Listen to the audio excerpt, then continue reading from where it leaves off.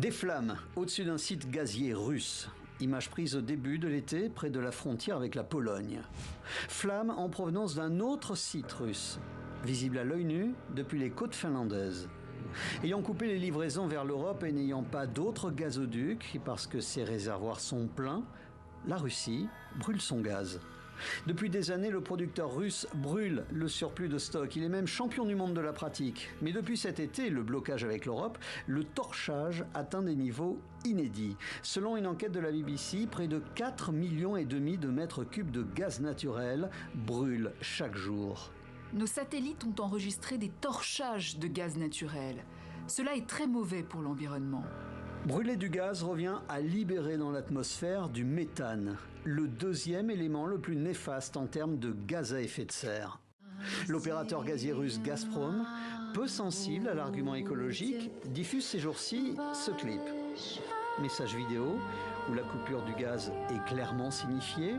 La chanteuse promet l'arrivée d'un grand froid et d'une obscurité totale sur l'Europe. Quitte, c'est aussi dans le clip, à laisser partir dans les airs le si précieux gaz russe. Et avec nous pour aller plus loin, en direct sur TV5 Monde, Philippe Bousquet, bonsoir, merci d'être avec nous. Vous êtes chercheur au laboratoire des sciences du climat et de l'environnement, LSCE. Alors brûler du gaz, on vient de le voir, c'est pas bon pour l'environnement, mais quelles conséquences concrètement ?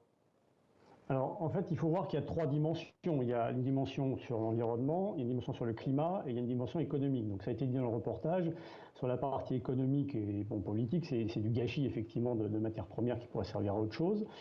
Sur la partie climatique, ce qui est dit dans le reportage est pas tout à fait exact. C'est-à-dire que le fait de torcher, donc de brûler le méthane, fait justement qu'on le libère sous forme essentiellement de CO2. Et donc, je dirais que par rapport à libérer du méthane au niveau climatique, c'est moins pire, évidemment, que de libérer du CO2. Après, ce CO2, il serait de toute façon sorti dans l'atmosphère s'il avait été utilisé au lieu d'être brûlé directement.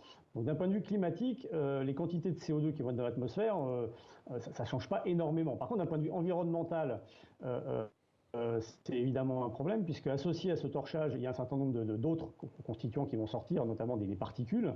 Et si les quantités se multiplient partout à assez haute latitude, généralement en Russie, on va retrouver ça, notamment en Arctique, avec des particules je dirais de poussière noire, de carbone suie, qui vont se retrouver sur la glace et sur la neige et qui vont amplifier l'absorption de chaleur et donc favoriser la fonte, par exemple, de ces éléments-là. Donc voilà, il y a vraiment ces trois dimensions à prendre en compte, mais encore une fois, d'un point de vue climatique, le torcher en CO2, finalement, c'est moins pire que de le laisser fuir en méthane. Évidemment, on va mieux l'utiliser. Alors Philippe Bousquet, en tout cas, ça jette une lumière crue sur un phénomène qu'on ne connaît pas forcément. D'ailleurs, on vient de le voir, la moitié quasiment du gaz brûlé dans le monde chaque année l'est par une poignée de pays, notamment Russie, donc Irak, États-Unis, Iran, Venezuela, Algérie, Libye, Mexique. Est-ce que techniquement et scientifiquement, il y a une possibilité de faire autrement? Est-ce qu'on peut le stocker, le garder?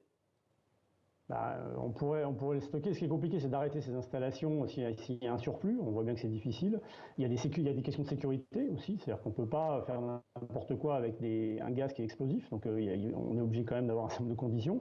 Et donc le torchage, qui se fait aussi dans les mines de charbon, pour la sécurité justement, pour ventiler les mines de charbon avec les poches de méthane qu'il y a dedans, parfois est obligatoire. Donc après, on pourrait évidemment le distribuer. Là, la crise fait qu'aujourd'hui c'est bloqué, mais normalement il aurait dû être distribué.